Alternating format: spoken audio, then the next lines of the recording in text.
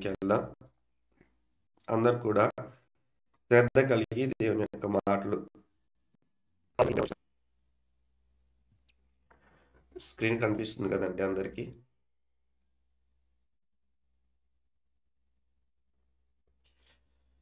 ఒకసారి స్క్రీన్ కనిపిస్తుంది కదా అందరికి.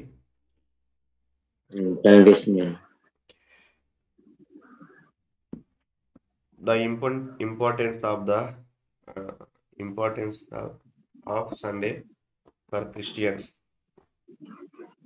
ఆదివారమున అనేటువంటిది క్రైస్తవులకు ఎందుకు ఇంపార్టెంట్ అన్న విషయాన్ని మనం జ్ఞాపకం చేసుకోవాలి. క్రైస్తవులకు ఆదివారం యొక్క ప్రాముఖ్యత ఏమిటి అన్న విషయాన్ని మనం అర్థం చేసుకోవాలి. తెలియచేస్తారా ఎవరైనా? ఎందుకు ప్రాముఖ్యమైనటువంటిది ఆదివారం అనేటువంటిది? ప్రభువైన యేసుక్రీస్తు వారు చనిపోయి తిరిగి లేచినటువంటి రోజు పునరుద్ధాన దినము. Okay, good. ఇంకెవరైనా మాట్లాడతారా? పెంతెకొస్తు పండుగ శిష్యులు ఆ రోజు ప్రేయర్ స్టార్ట్ చేశారన్నమాట. ఓకే, ఇంకెవరైనా తెలియచేస్తారా?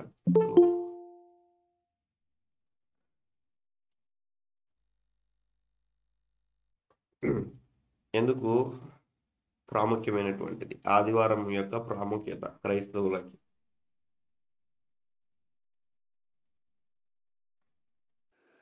దేవుడు ఆదివారాన్ని పరిశుద్ధపరిచిండు. ఓకే, ఇంకా తెలియచేయండి. తప్పైనా పర్లేదు, మీ ఆలోచన ఏమైతే ఉన్నదో అది తెలియచేయాలి. మనం ప్రతి ఆదివారం మందిరానికి వెళ్తాం. Praise lord. బల్ల ప్రారంభించబడిన రోజు బ్రదర్, విశ్వాసుల కొరకై. ఓకే, దేవుని బల్ల. ఓకే. 6 రోజులు పనిచేసి 7వ దినమున దేవుని సన్నిధికి వెళ్ళి ఆయన ఆరాధించాలి. కనుక ఆయన మందిర ప్రత్యక్షతలో ఆయన మన మాటలను వింటాడు. కాబట్టి మనం వెళ్ళి అక్కడ ఆయన సన్నిధిలో ఆయన మహింపరచాలని వెళ్తున్నాం. మంచిది. ఇంకా 6 రోజులు మానవుడు రెస్ట్ తీసుకొని 7వ రోజు దేవుని ఆరాధించాలి. అందుకని ఆదివారం ప్రత్యేకమైన దినం.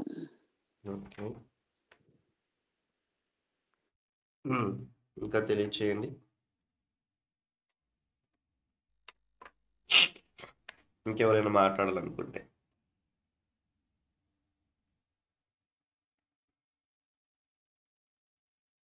ఓకే, చూద్దాం. లేఖన భాగంలో కొన్ని విషయాలు మనం చూద్దాం.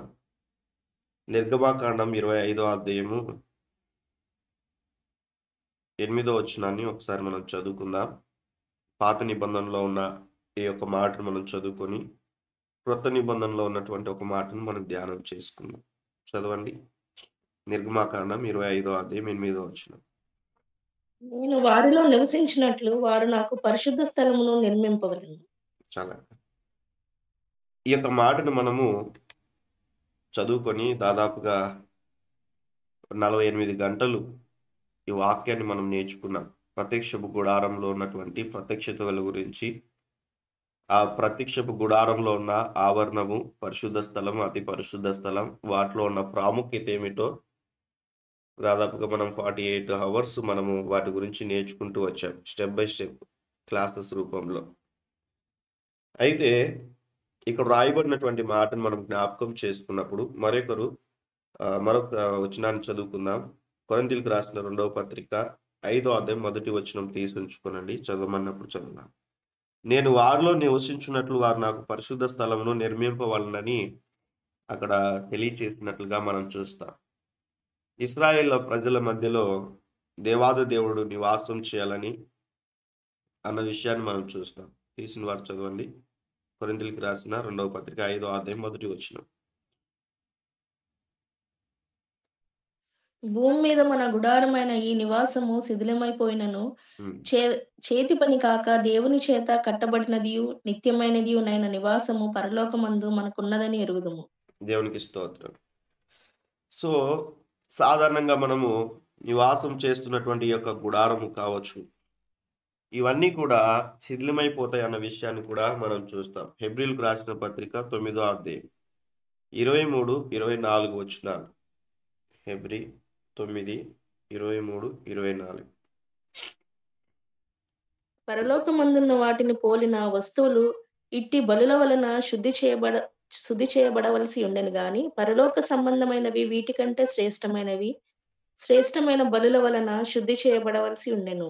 అందువలన నిజమైన పరిశుద్ధ స్థలమును పోలి హస్తకృతమైన పరిశుద్ధ స్థలముల్లో క్రీస్తు ప్రవేశింపలేదు గాని ఇప్పుడు మన కొరకు దేవుని సముఖమందు కనబడుటకు పరలోకమందే ప్రవేశించును. ఆమేన్. దేవునికి స్తోత్రం.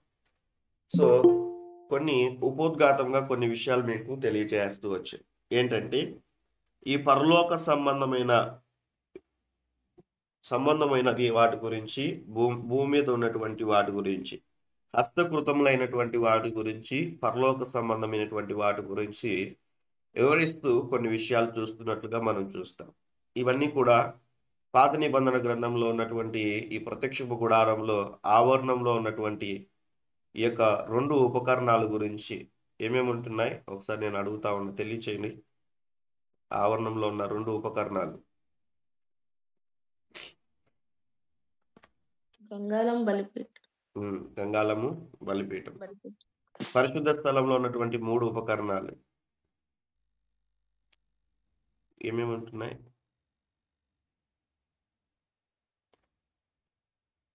పరిశుద్ధ స్థలంలో ఉన్న 3 ఉపకరణాలు ఎవరైనా తెలియచేయచ్చు.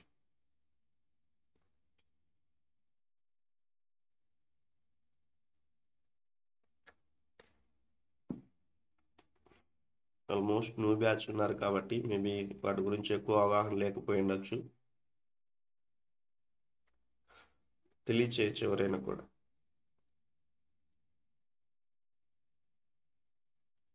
ధూపవేదిక,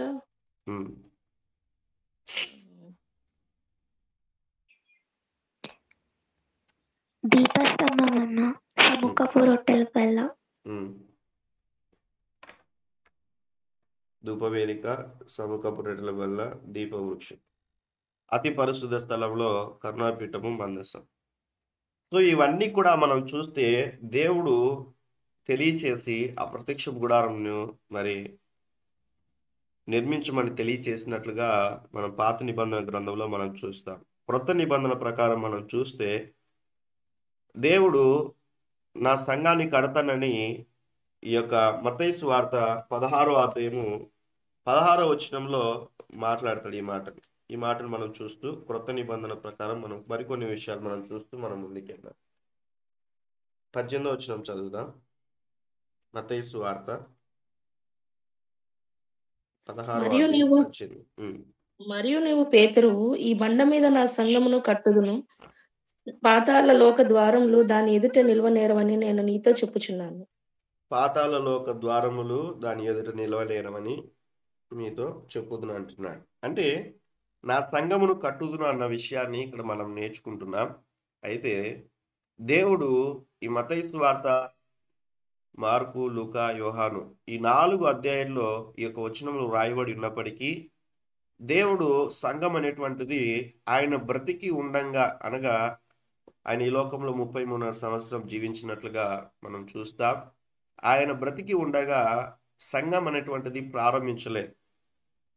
సంఘం అనేటువంటిది ఆయన బ్రతికి ఉండంగానే ప్రారంభించినట్లయితే విశ్వాసుల జీవితాల్లో నిరీక్షణ అనేటువంటిది ఉండేది కాదు. ఈ మాటను మనం అర్థం చేసుకోవాలి. కాబట్టి ఆయన తన చిత్తాన్ని నెరవేర్చుకోవడానికి భూమి మీదకి వచ్చి తను కంప్లీట్గా తన జీవితంలో మన పట్ల కలిగి ఉన్న ప్రణాళికను నెరవేర్చి మన నిమిత్తం, ప్రపంచం అంతటి నిమిత్తం, సర్వలోక మానవాళి నిమిత్తం ఆయన మరణించి తిరిగి లేచి పునరుత్థానుడై ఆయన సజీవుడై ప్రభు సన్నిధిలో ఏం చేశాడంటే నిత్యము కూడా మనమందరం కూడా నిరీక్షణ కలిగి జీవించినట్లుగా ఆయన తిరిగి పునరుత్థానుడై ఉంటున్నాడు. ఆయన పునరుత్థాన జీవితమును బట్టి ఆయన మరణించిన వెంటనే ఆయన వెళ్ళిపోలేదు, కానీ తిరిగి 40 దినాలు మరి అనేకులకు కనపడినట్లుగా మనం లేఖన భాగాల్లో మనం చూస్తాం. 10 దినాలు మరి ఉన్నటువంటి శిష్యులు మరి కొంతమంది దాదాపుగా వారందరూ కూడా కలిసి ప్రభు సన్నిధిలో ఏకీవించి దేవుడు తెలియచేసిన రీతిగా అపోస్తలుల కార్యం 1వ అధ్యాయంలో రాయబడిన రీతిగా వారు ఎప్పుడైతే ఒక చోట కూడి ఉండి ప్రభువును స్తుతిస్తూ ప్రార్థిస్తూ వచ్చారో పెంతెకోస్తు దినాన దేవుడు సంఘాన్ని స్థాపించినట్లుగా లేఖన భాగాల్లో మనం చూస్తాం. ఈ క్రొత్త నిబంధన ప్రకారం మనం జ్ఞాపకం చేసుకున్నప్పుడు లేఖన భాగంలో నా సంఘమును కట్టుదును అన్నాడు. ఈ 4 పుస్తకాల్లో ప్రారంభింపబడలేదు, కానీ అపోస్తలుల కార్యములో సంఘం ప్రారంభింపబడినట్లుగా మనం చూస్తాం. సంఘం ప్రారంభింపబడినటువంటి మొదలుకొని సంఘము దినదినము అభివృద్ధి చెందుతూ వచ్చింది. దేవునికి స్తోత్రం.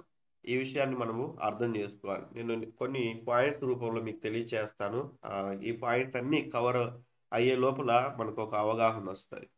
కాబట్టి ఈ యొక్క మాటను బట్టి మనం చూస్తే క్రైస్తవులకి ఆదివారం యొక్క ప్రాముఖ్యత ఏమిటి అన్న విషయాన్ని మనం అర్థం చేసుకున్నప్పుడు యేసుక్రీస్తు ప్రభుల వారు పునరుత్థానుడై మరి లేచాడు అన్న విషయాన్ని మనం చూస్తాం. ఈ 4 వచనాల్లో ఒక వచనం చదవండి.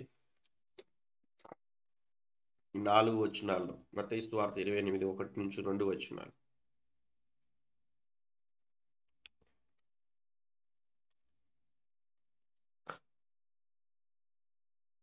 విశ్రాంతి దినము గడిచిపోగానే మగ్దలేని మరియయు యాకోబు తల్లి అయిన మరియయు సలోమియు వచ్చి ఆయనకు పూయవలెనని సుగంధ ద్రవ్యములు కొనిరి.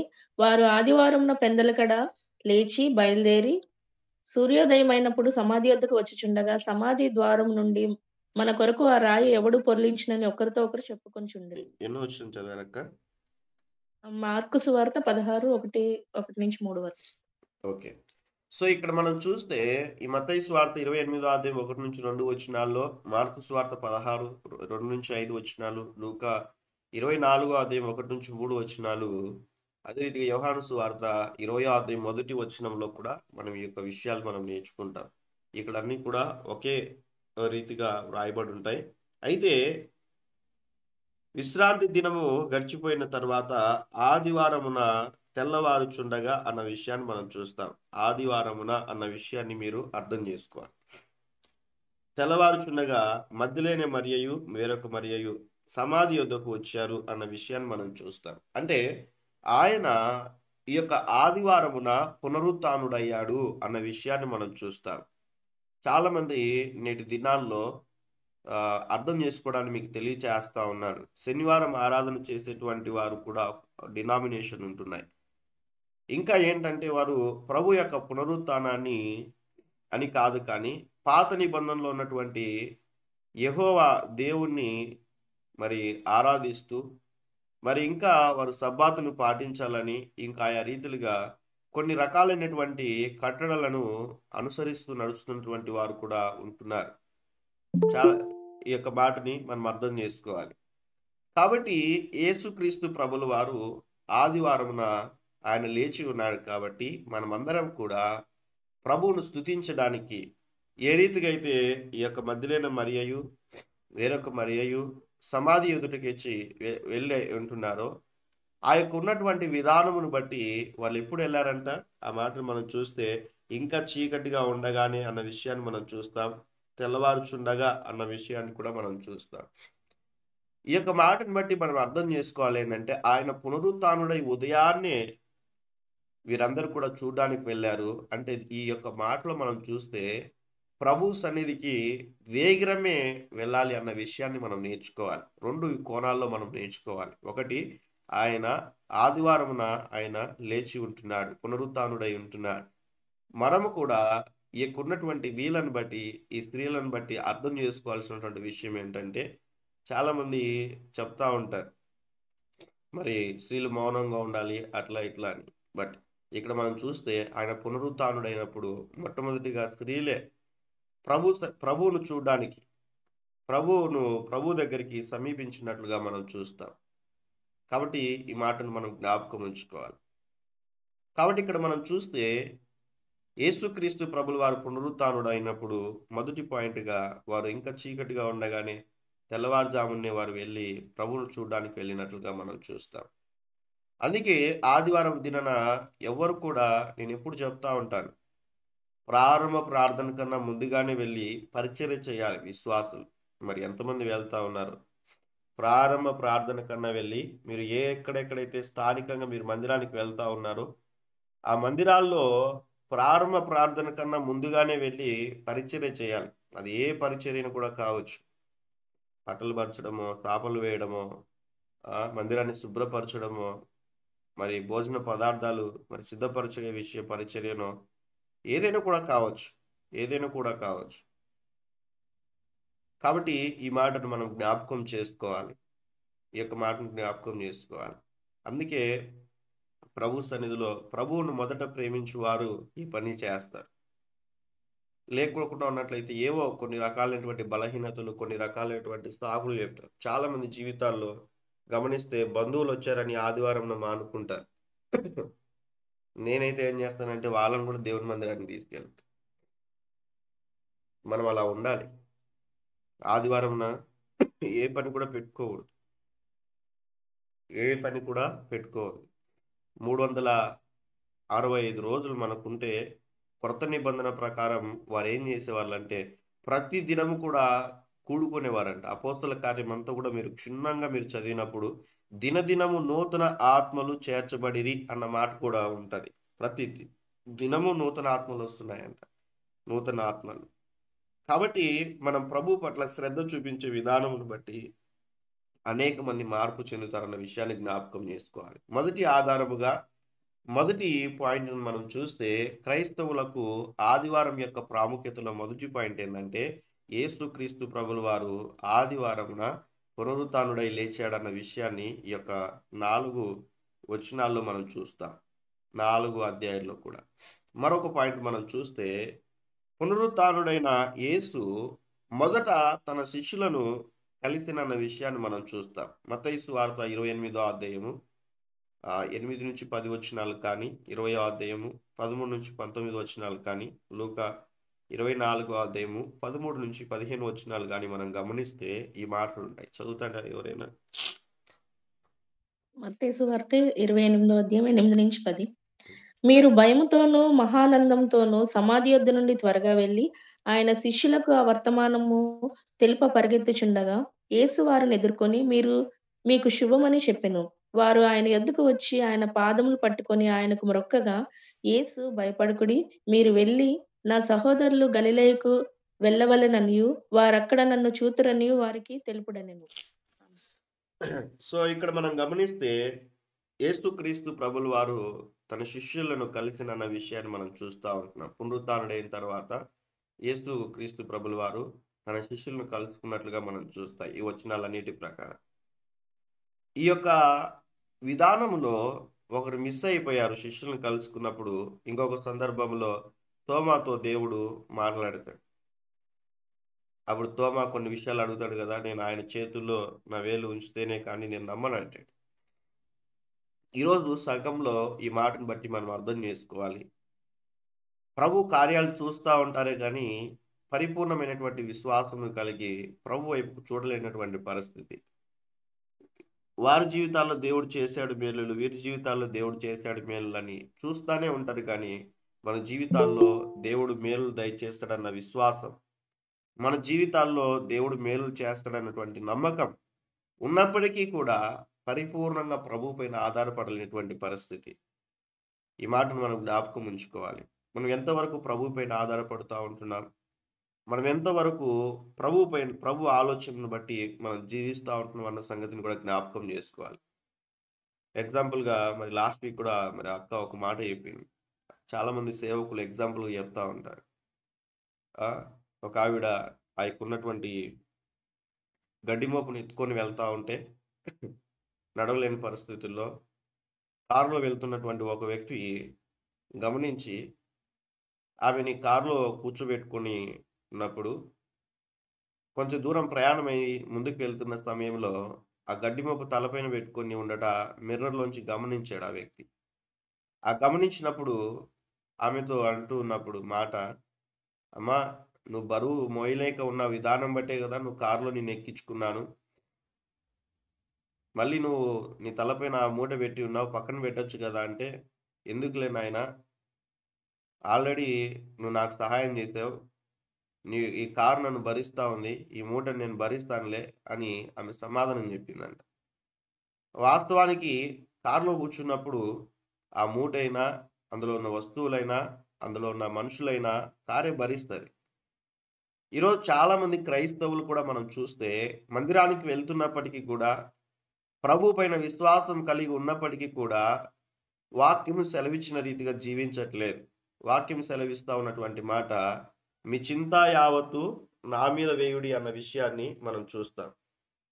మీ చింత యావత్తు నా మీద వేయుడి అన్న మాటను మనం చూస్తాం. ఈ మాట పేతురు రాసిన మొదటి పత్రికలో రాయబడి ఉంటుంది. చూద్దాం. తీసిన వారంటే చదవచ్చు. 5వ అధ్యాయం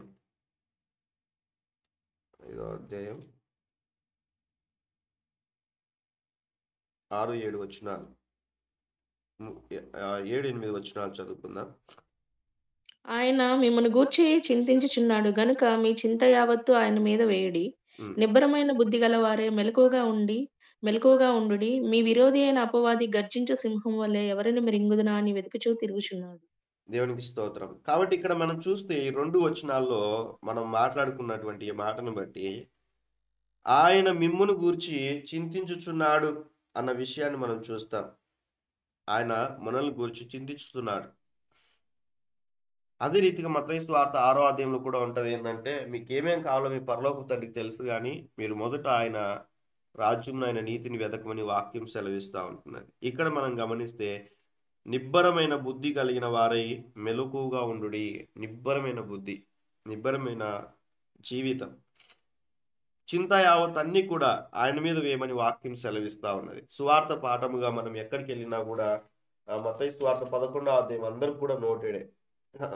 ఏమనంటే 28వ వచనం, 29వ వచనాల్లో, ప్రయాసపడి భారం మోసుకొనుచున్న సమస్త జనులారా నా యొద్దకు రండి, నేను మీకు విశ్రాంతిని కలుగచేయుదును. నేను సాత్వికుడను, దీన మనసు గలవాడను కనుక మీ మీద నా కాడి ఎత్తుకొని నా యొద్ద నేర్చుకునుడి అన్న విషయాన్ని మనం చూస్తాం. అప్పుడు మీ ప్రాణము విశ్రాంతి దొరుకును.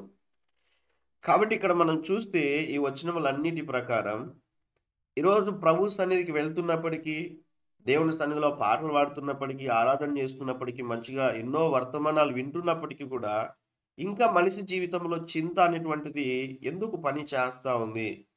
ఎందుకు భయం అనేటువంటిది పని చేస్తూ ఉంది? ఎందుకు భవిష్యత్తు పైన ఆలోచన కలిగి, లేకుంటే ఉన్న సమస్యలు బట్టి, అప్పుల సమస్యనో, అనారోగ్య పరిస్థితితో, వీటన్నిటిని బట్టి ఎందుకు మనిషి చింతిస్తూ ఉన్నాడన్న విషయాన్ని జ్ఞాపకం చేసుకోవాలి. మరి ఈరోజు వర్తమానం 2 కోణాల్లో మీకు తెలియచేస్తా ఉన్నా. ఒకటి క్రీస్తు గురించినటువంటి ఆలోచన, 2 మనం చేసేటువంటి పనులు ఏంటి అన్న విషయాన్ని. యేసుక్రీస్తు ప్రభులు వారు ఆదివారమున మరి లేచి ఉన్నారన్న దానికి ఆధారం ఉంటున్నది. ఈ ఆదివారమున మనం ఏం చేస్తా ఉన్నాం, ఎన్నికి ప్రభు మందిరానికి వెళ్తా ఉన్నాం. ఇక్కడ కూడా క్రీస్తు శిష్యులను దర్శించినట్లుగా మనం చూస్తాం. ఆ సమయంలో మరి తోమా లేనటువంటి విధానమును బట్టి మరొకసారి దేవుడు తోమా కనిపించినట్లుగా మనం చూస్తాం. ఉన్న విధానమును బట్టి దేవుడు కూడా మనల్ని కలుసుకున్నాడు. ఆయన ప్రేమను మనం కలుసుకున్నది. యేసుక్రీస్తు ప్రభుల వారు మరి ఈ లోకంలో 3.5 సంవత్సరం పరిచర్య చేస్తున్నటువంటి సమయంలో శిష్యులు ఆయన చేసిన కార్యాలన్నీ చూశారు. వారి దగ్గర ఉన్నటువంటి ఆ యొక్క రొట్టెలు, ఆ చేపలు ఆయన చేతిలోనికి పెట్టినప్పుడు ఎంతో మంది భుజించారు. మళ్ళీ మిగిలినట్లుగా మనం చూస్తాం కదండి. కాబట్టి ఈ మాటను మనం జ్ఞాపకం చేసుకున్నట్లయితే ప్రభు సన్నిధిలో ఈ మాటను బట్టి మనం అర్థం చేసుకోవాలి. ఆయన కార్యాలు కన్నులారా చూచినప్పటికీ కూడా ఆయన మరణించే సమయానికి, జాగ్రత్తగా విన్నాం, ఆయన మరణించేటువంటి సమయానికి ఏ ఒక్కరు కూడా ఆయనతో ఉండలేకపోయారు. ఏ ఒక్కరు కూడా ఆ శ్రమ, ఆ పరిస్థితుల్లో ఏ ఒక్కరు కూడా ఆయనతో ఉండలేకపోయారు. ఈరోజు మనం జ్ఞాపకం చేసుకుందాం, మందిరములో విశ్వాసులుగా అందరం కలిసి వెళ్తున్నాం కదా, అన్ని పరిస్థితుల్లో ప్రభు కొరకు జీవించడానికి ఇష్టపడుతూ ఉంటున్నాం అన్న విషయాన్ని జ్ఞాపకం చేసుకోవాలి. అన్ని పరిస్థితుల్లో ప్రభు కొరకు జీవించడానికి, మనుషుల కొరకు కాక, సేవకుడు చూస్తున్నాడని కాక, కుటుంబాన్ని బట్టి కాక, వ్యక్తిగతంగా దేవునితో ఎటువంటి సహవాసం కలిగి ఉంటున్నాం అన్న సంగతిని జ్ఞాపకం చేసుకోవాలి. జ్ఞాపకం చేసుకోవాలి. కొంతమంది పిల్లలకి నేను చెప్తా ఉంటాను, ప్రార్థన చేసుకోండి రా అని చర్చిలో. చెప్తున్నప్పుడు వారు నన్ను గమనిస్తా ప్రార్థన చేస్తూ ఉంటారు. అన్న ఉన్నాడా వెళ్ళిపోయాడా, అన్న ఉన్నాడా వెళ్ళిపోయాడా, గమనిస్తా ప్రార్థన చేస్తా. నేను ఉన్నంత వరకు ఇంకా ఎక్కడ లేని ఉద్యోగం వస్తుంది. స్తోత్రం ప్రభువా, అలా ప్రభువా, ఇలా ప్రభువా అని దేవుని స్తుతిస్తా ప్రార్థన చేస్తూ ఉంటాను. నేను అటు వెళ్ళిపోయిన తర్వాత ఆమె నన్ను కూర్చుంటుంది. సో ఎందుకు ఈ మాట తెలియచేస్తానంటే, ఉన్న విధానమును బట్టి కొంతమంది మనుషులను బట్టి కూడా ప్రార్థన చేసేటువంటి పరిస్థితి. వ్యక్తిగతంగా ప్రార్థన చేసుకోరు, వ్యక్తిగతంగా ప్రార్థన చేసుకోరు. మందిరాల్లో ప్రార్థన కావాలని కోరుకుంటారు. వ్యక్తిగతంగా బైబిల్ చదువుకోరు, మందిరంకి వచ్చినప్పుడు వాక్యం చదవాలన్న ఆలోచన కలిగి ఉంటారు. వ్యక్తిగతంగా పరిచర్య చేయరు, దేవుడిచ్చిన భారం కలిగి ముందుకు వెళ్ళారు. ప్రభు మందిరానికి వచ్చినప్పుడు ఆ యొక్క ఉన్న విధానం బట్టి పదవి కొరకు ఎదురు చూసేటువంటి పెద్ద మనుషులు, సంఘ పెద్దలు లేకపోలే. దయచేసి జ్ఞాపకం ఉంచుకోవాలి ప్రభు సన్నిధిలో. అందుకే అపోస్తున్నటువంటి పౌలు గారు ఒక మాట అంటారు, నేను ఉన్నప్పుడు మీరు ఏ రీతిగా అయితే నడుచుకున్నారో నేను లేని సమయంలో కూడా అలానే ఉండండి అంటాడు. ఉన్నప్పుడు ఎటువంటి భయభక్తులు కలిగి జీవిస్తారో విశ్వాసులుగా ఉన్నవారు, ఆయన లేని సమయంలో కూడా అలానే నడుచుకోమని వాక్యం సెలవిస్తూ ఉంటున్నాడు. కాబట్టి ఈ మాటను మనం జ్ఞాపకం చేసుకుందాం. ఇంకా చాలా విషయాలు ఉంటున్నాయి, చాలా పాయింట్స్ ఉన్నాయి. నెక్స్ట్ మనం చూస్తే ఆదివారమున సంఘము దైవ ఆరాధనకి ఆదివారమున కూడుకునేది అన్న విషయాన్ని మనం చూస్తాం. చదువుదాం, ఈ 2 వచనాలు చదువుదాం. 3వ పాయింట్గా మనం చూస్తే the importance of the Sunday for Christians. క్రైస్తవులకు ఆదివారం యొక్క ప్రాముఖ్యత గురించినటువంటి 3వ పాయింట్ ఏంటంటే, ఆదిమ సంఘము దైవ ఆరాధనకై ఆదివారమున కూడుకునేదన్న విషయాన్ని మనం చూస్తాం. చదవండి. ఆదివారంన మేము రొట్టె విరుచుటకు కూడినప్పుడు పౌలు మరునాడు వెళ్ళనై ఉండి వారితో ప్రసంగించుచు అర్ధరాత్రి వరకు విస్తరించి మాట్లాడుచుండెను. దేవునికి స్తోత్రం. ఈ విషయమై కూడా నేర్చుకోవాలి, చాలా ప్రాముఖ్యమైనటువంటి మాట.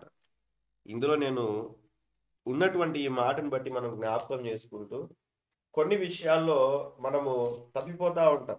కొన్ని విషయాల్లో ఎందుకు అన్న విషయాన్ని మనం చూస్తే, ఇక్కడ ఆదివారమున మేము రొట్టె విరుచుటకు కూడినప్పుడు అన్న విషయాన్ని మనం చూస్తాం.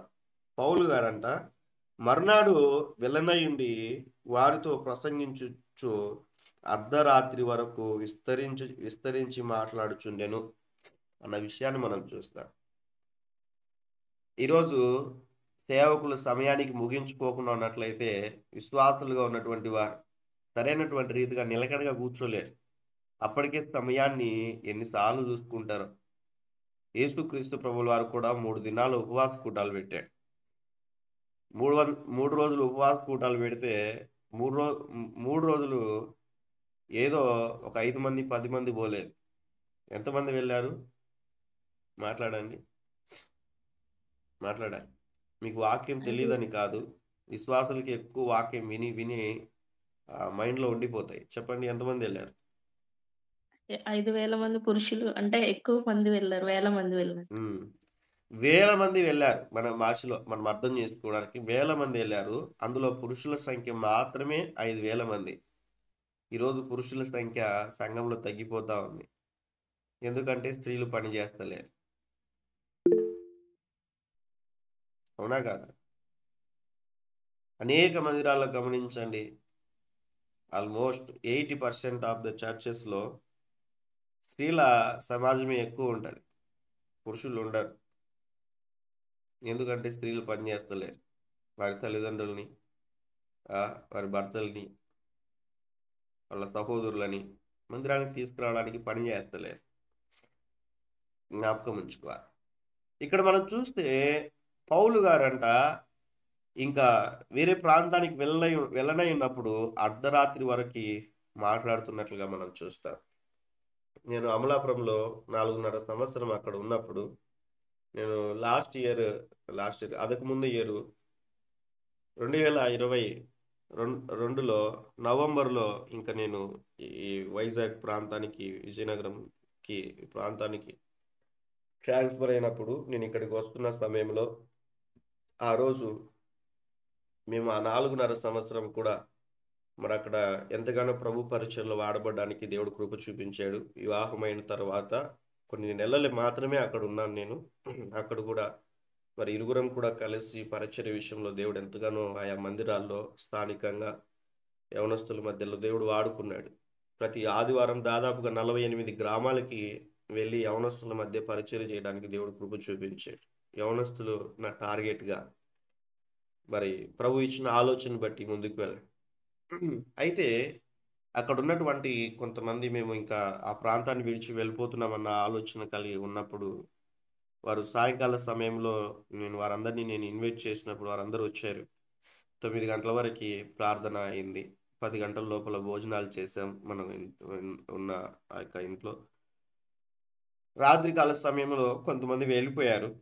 కొంతమంది మనల్ని మంచిగా మరి అర్థం చేసుకుని ప్రేమించేటువంటి వారు యవనస్తులు దాదాపుగా 1:30 వరకు వారు అలానే ఉండి మాతో ముచ్చటిస్తూ పరిచయం గురించినటువంటి అనేక విషయాలు మాట్లాడుతూ ఉండేవారు.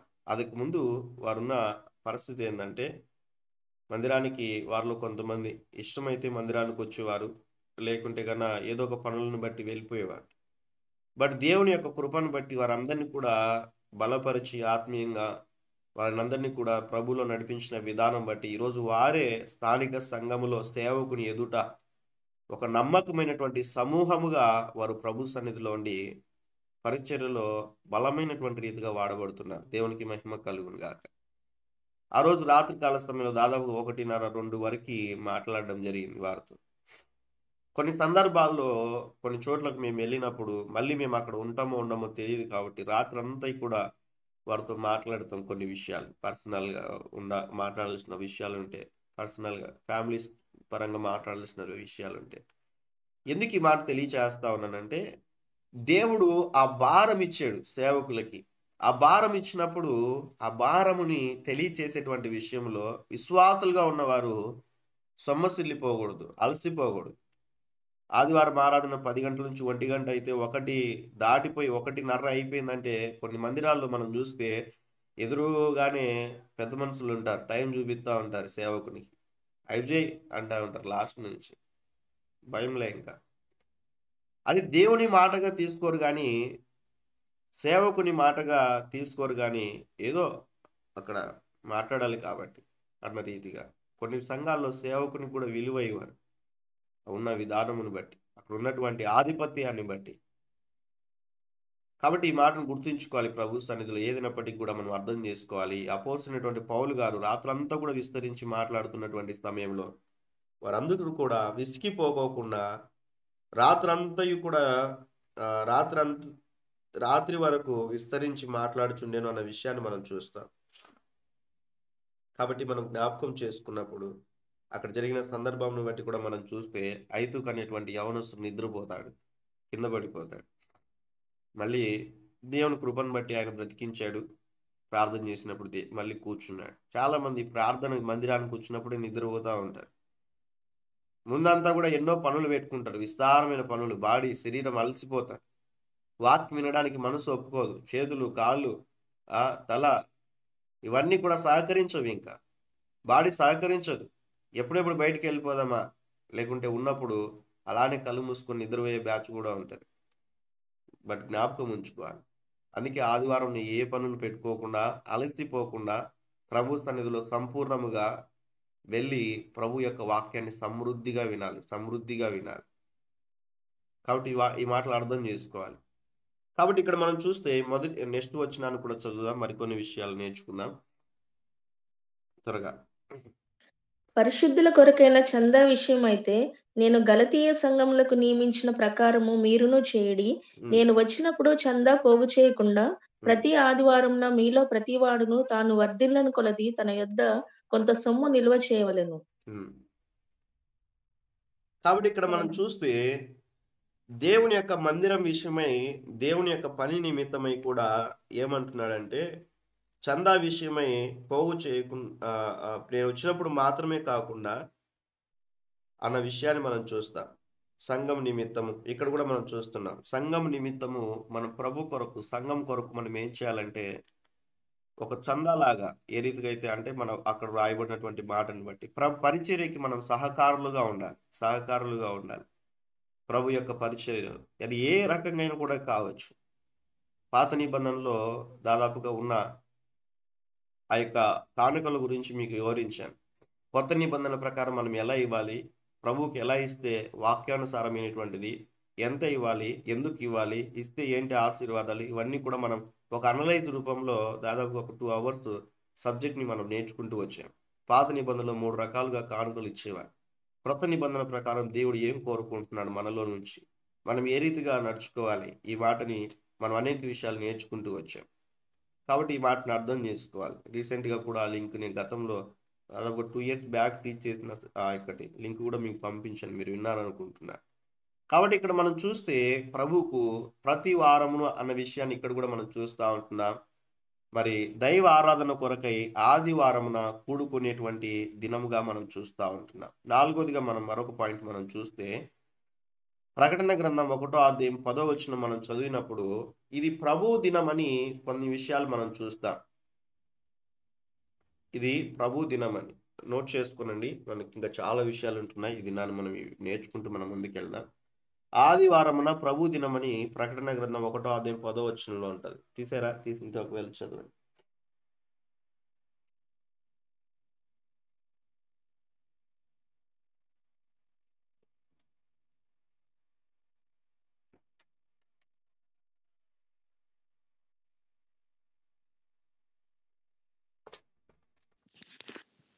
ప్రభు దినమందు ఆత్మవశుడనై ఉండగా బూరధ్వని వంటి గొప్ప స్వరము.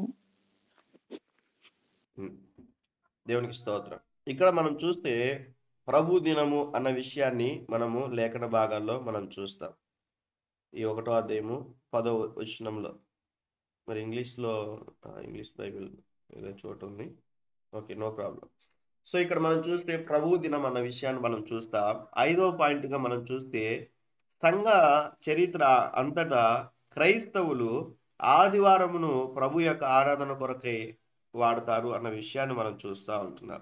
6వదిగా కూడా మనం చూస్తే సంఘము ఆదివారమున పెంతుకోస్తు దినమున ప్రారంభింపబడింది అన్న విషయాన్ని కూడా మనం చూస్తూ ఉంటున్నాం. ఎందుకు ఆదివారం యొక్క ప్రాముఖ్యత అంటే ఆదివారం అనేది ప్రభు దినము.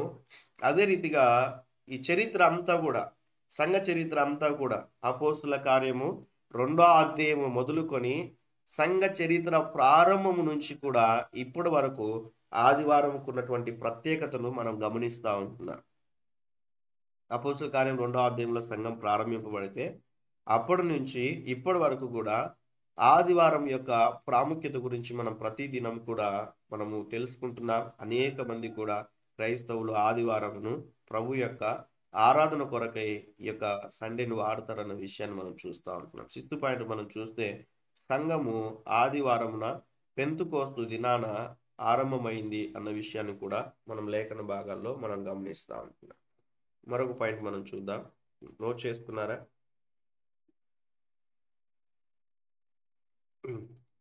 ఆగమంటే కొద్దిసేపు ఆగుతాను.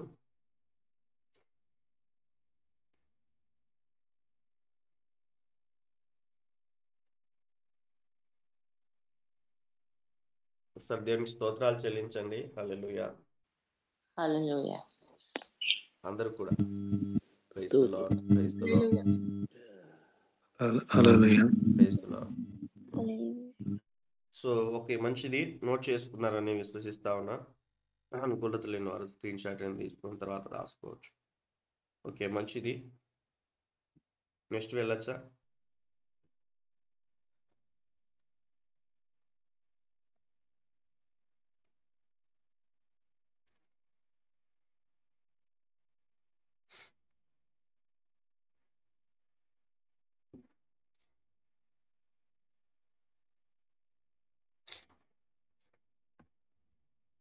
ఓకే, ఇప్పుడు సంఘం బాధ్యతలు ఏంటో మనం నేర్చుకుంటూ మనం ముందుకెళ్దాం. సంఘ సభ్యుల బాధ్యతలు, లేకుంటే సంఘ సభ్యులు వారి యొక్క బాధ్యతలు ఏంటో మనం చూడాలి. బ్రదర్, నేను మందిరానికి వెళ్తా ఉన్నాను, నేను బాప్టిజం తీసుకున్నాను, బలలో పాల్గొంటున్నాను అన్న విషయం బట్టి కొంతమంది ఉంటారు. కొంతమంది బాప్టిజం పొంది ఉంటారు, మందిరానికి వెళ్ళారు. కొంతమంది బాప్టిజం పొంది ఉంటారు, బలలో పాల్గొన్నారు. అలా ఉండకూడదు. చదవండి అపోస్తుల కార్యం 2వ అధ్యాయము 41, 42 వచనాలు. కొన్ని విషయాలు ఇవి చిన్న చిన్నవే కావచ్చు, కానీ బట్ కొంతమంది వాటిని పెడచెవున పెట్టి చిన్న చిన్న విషయాల్లోనే తప్పిపోతా ఉంటారు. చదువుదాం. కాబట్టి అతని వాక్యం అంగీకరించిన వారు బాప్తిసం పొందిరి. ఆ దినమందు ఇంచుమించు 3000 మంది చేర్చబడిరి. వీరు అపోస్తుల బోధయందును, సహవాసమందును, రొట్టె విరుచుట యందును, ప్రార్థన చేయుట యందును ఎడతెగక ఉండిరి. దేవునికి స్తోత్రం. ఇక్కడ మనం అర్థం చేసుకోవాలి, వాక్యం అంగీకరించిన వారు బాప్టిజం పొందుతున్నారు. ఈరోజు బాప్టిజం తీసుకుంటున్నటువంటి ప్రతి ఒక్కరికి జ్ఞాపకం చేసుకోవాలి, తీసుకున్న వారందరూ కూడా దేన్ని బట్టి మనము రక్షింపబడ్డామన్న విషయాన్ని అర్థం చేసుకోవాలి. నా మటుకైతే నేను వాక్యం విన్నప్పుడు దేవుడు నాతో మాట్లాడిన విధానం బట్టి వెంటనే స్పందించి, మరి అన్ని చోట్ల కూడా ఫలానా దినమున బాప్టిజా కార్యక్రమాలు ఉంటాయని ఇలా తెలియజేస్తూ ఉంటారు సేవకులు. బట్ నా విషయం అయితే దేవుడు నాతో మాట్లాడుతూ వచ్చిన విధానమును బట్టి వెంటనే సేవకుని దగ్గరికి వెళ్ళిపోయి నాకు ఈరోజే బాప్టిజం కావాలని నేను అడిగాను. నా ఒక్కరికి బాప్టిజం ఇచ్చారు ఆ సమయంలో. అందుకు ముందు సిద్ధపడినాను, కానీ మళ్ళీ నేను ఇంటర్మీడియట్ సమయంలో నాకు పబ్లిక్ ఎగ్జామ్ ఉన్న కారణంగా అందరితో పాటు బాప్టిజం తీసుకోలేకపోయాను. మళ్ళీ సమయం అలా వృధా చేశాను కొన్ని దినాలు. మళ్ళీ దేవుడు నాతో మాట్లాడుతూ వచ్చిన విధానం బట్టి మళ్ళీ ఇంటర్మీడియట్లో మళ్ళీ దేవుడు నాతో మాట్లాడినప్పుడు నేను బాప్టిజం తీసుకున్నాను.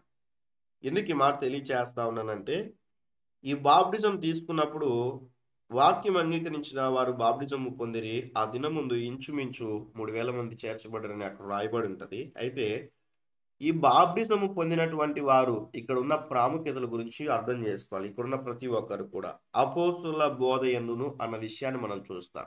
అపోస్తుల బోధ యందును, అందరు పలకండి ఈ మాటని, అపోస్తుల బోధ యందును. మాట్లాడాలి, అందరు పలకాలి.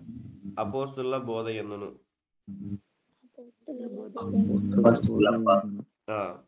ఎవరు ఈ అపోస్తులు అన్న విషయాన్ని జ్ఞాపకం చేసుకోవాలి. ఎవరు ఈ అపోస్తులు? నేను అడుగుతా ఉన్నా, ఎవరు ఈ అపోస్తులు? అపోస్తులు అంటే అర్థం ఏంటి అసలు? అపోస్తులు నియమించబడారు, పిలువబడినటువంటి వారు, లోబడిన వారు. ఇంకా మాట్లాడండి. పిలువబడినటువంటి వారన్న, పిలువబడినటువంటి వారు. ఒక మాటలో చెప్పాలంటే చెప్తారా ఇంకెవరైనా?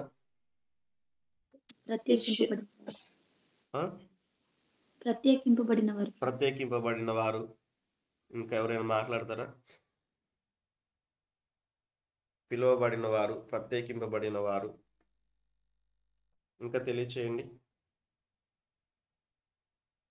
పిలువబడిన వారు, ప్రత్యేకింపబడిన వారు. మాట్లాడతారా ఇంకెవరైనా?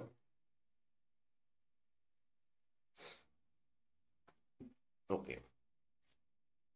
అపోస్తులు అంటే అర్థం ఏంటంటే పిలువబడి పంపబడిన వాడని అర్థం. మీరు ఎవరు అడిగినా సమాధానం చెప్పగలగాలి. అపోస్తులు అంటే అర్థం ఏంటంటే పిలువబడి పంపబడిన వాడు, దేవుని ద్వారా పిలువబడి దేవుని కొరకు పరిచర్య చేయవారు. ఇంకా మనం అర్థం చేసుకోవాలంటే దేవుని కొరకు పిలువబడి దేవుని కొరకు పని చేయువారు. మరొక వచనంలో రాయబడి ఉంటది ఏంటంటే వీళ్ళు అపోస్తులు కాకయే అపోస్తులు అని చెప్పుకొనుచు తిరిగే బ్యాచ్ ఉంటుంది ఒకటి. వారు దేవుని చేత పిలువబడి ఉంటారు. వారికై వారే ఆత్మయందు తీవ్రత కలిగి కొన్ని రోజులు వెలిగి అలా ఆరిపోతూ ఉంటారు. వారికై వారే ప్రభు చేత పిలువబడినటువంటి జీవితం కాదు అది. చాలా మంది అనకూడదు, కానీ ఉన్న పరిస్థితులు బట్టి చెప్పాలి కాబట్టి, నేర్చుకోవాలి కాబట్టి మీకు చేస్తా ఉన్నాను. సేవకులు కుమారులు కూడా సేవకులు కొన్ని కొన్ని కొన్ని డినామినేషన్స్లో శాలరీస్ ఇస్తారు పాస్టర్స్కి. ఒక విధంగా అవి మంచిదే కుటుంబ పోషణ కొరకు, కానీ వారు వాటిపైన ఆధారపడి ఇంకా పరిపూర్ణంగా భారం ఉండదు. ఆదివారం ఎలా అయితే స్కూల్లో టీచర్ పని చేస్తాడో అలా పని చేసి మిగతా దినాల ఖాళీగా ఉంటారు. దేవుడు అది కాదు కోరుకునే. భారము కలిగి పరిచర్య చేయాలి. ఆత్మల పట్ల తృష్ణ, ఆత్మల పట్ల భారం, నశించిపోతున్న ఆత్మలను రక్షించాలని ఎంతో తృష్ణ ఉండాలి. చూడండి, కొన్ని మందిరాల్లో వారు సువార్త చేయరు, వీధికూటాలు చేయరు, సభలు పెట్టరు, ఏవి ఉండవు.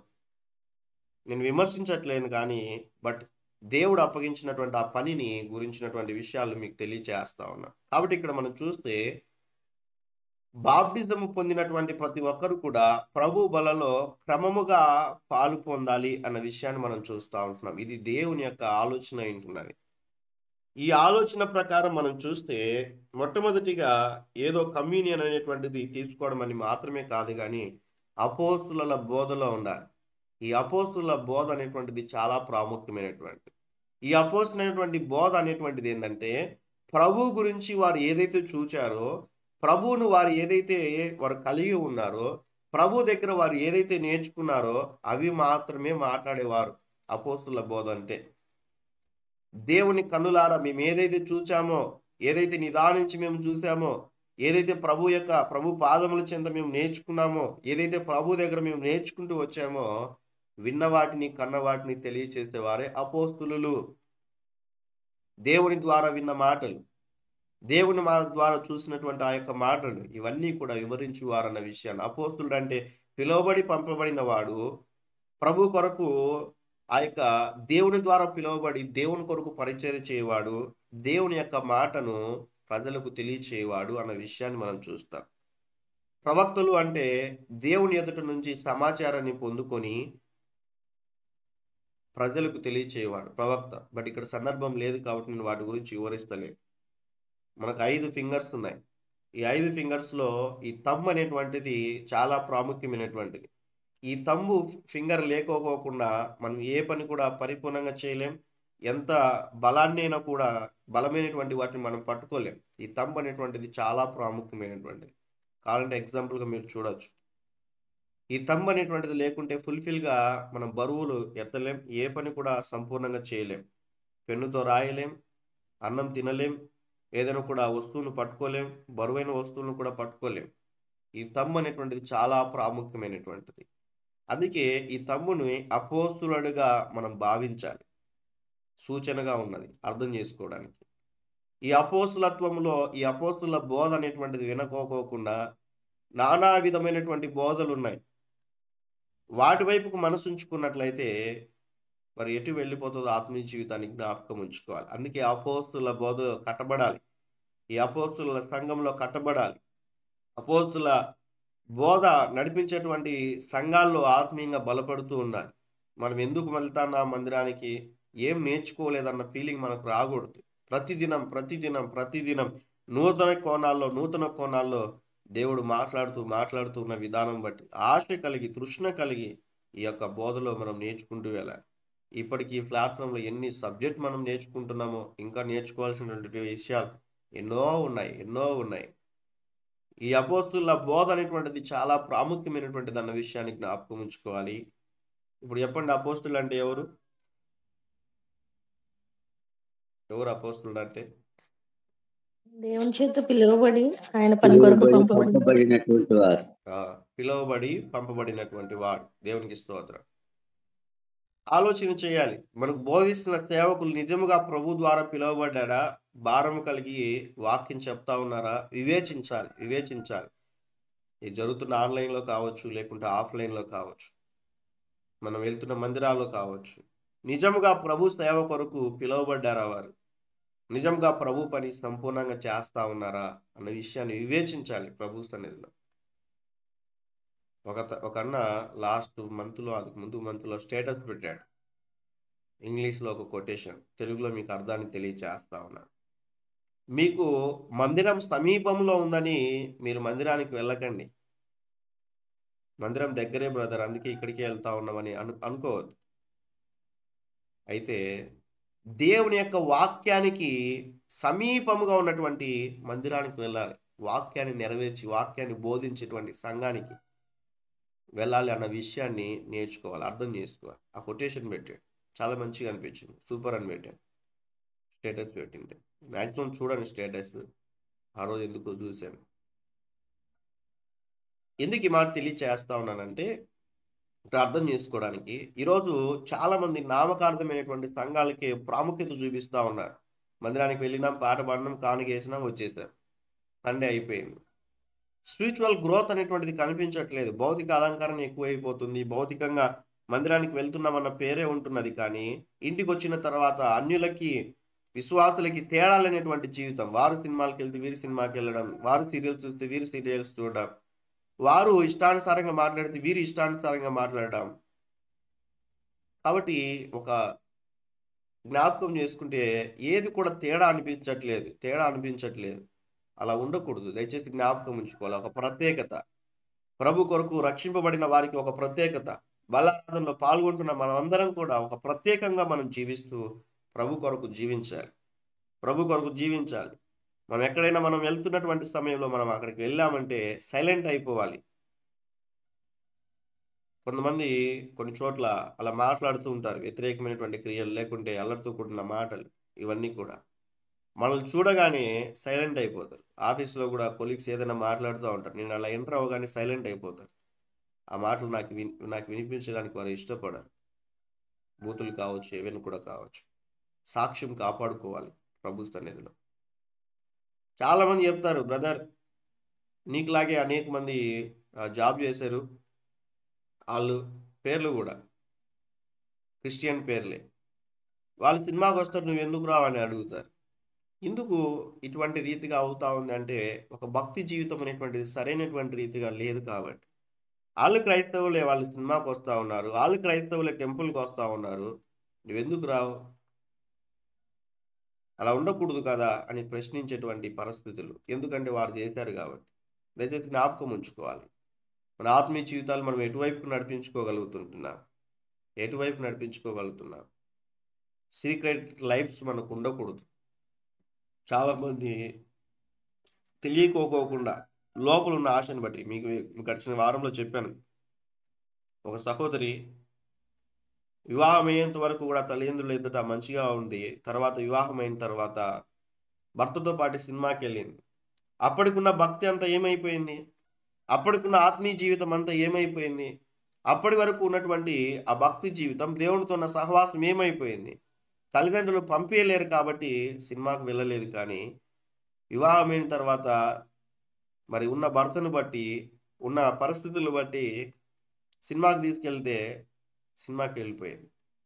ఇప్పుడు మళ్ళీ ఆ యొక్క ఉన్న జీవితంలో ప్రజలు, విశ్వాసులు, సేవకుడు, సంఘం చూసినప్పుడు ఆమె జీవితంలో తిరిగి ఆమెను బిలీవ్ చేస్తారా?